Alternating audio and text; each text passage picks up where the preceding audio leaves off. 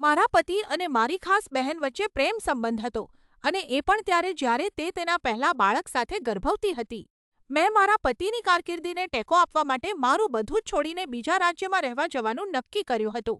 હું ત્યાં એકલી હતી અને ડિપ્રેશનમાં હતી અને ત્યારે જ હું તેને મળી. મારી એક સહકર્મચારી જે સમય જતાં મારો સૌથી મોટો સહારો બની ગઈ.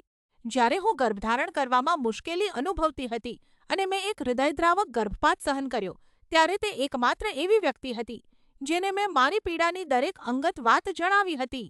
પછી એક સ્પષ્ટવક્તા સહકર્મચારીએ મને મેસેજ કર્યો. તેણે મારા પતિ અને મારી એક ખાસ બહેનને એક હોટલના પાર્કિંગમાં તેની ટ્રકમાં સાથે જોયા હતા. તેણે ઇનકાર કર્યો અને 1 મહિના સુધી મેં તેના પર વિશ્વાસ કરવાનો પ્રયાસ કર્યો. પરંતુ પછી તેણે પહાડોમાં 3 દિવસની બિઝનેસ ટ્રીપ પર જવાની જાહેરાત કરી.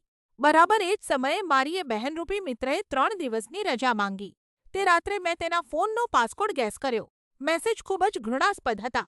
તેઓ કોઈ ટ્રેનિંગ સેમિનારમાં નહીં પણ એક કેબિનમાં જઈ રહ્યા હતા. તેઓ છેલ્લા 6 મહિનાથી લંચ બ્રેક દરમિયાન અઠવાડિયામાં અનેક વાર મળતા હતા. જ્યારે તેનું નવજાત બાળક ઘરમાં હતું ત્યારે પણ તે તેની સાથે શારીરિક સંબંધો બાંધી રહી હતી. જ્યારે મેં તેને સ્ક્રીનશોટ બતાવીને સામનો કર્યો, ત્યારે તે રડવા લાગ્યો અને મને કહ્યું કે આ માત્ર સેક્સ હતું કારણ કે હવે આપણી વચ્ચે સુમેળ નથી. મેં આ માણસ માટે મારું આખું જીવન કુરબાન કર્યું અને જ્યારે હું ગર્ભપાતની પીડામાં હતી ત્યારે તેણે મારી સૌથી નબળી ક્ષણોનો દુરુપયોગ કરીને મને દગો આપ્યો.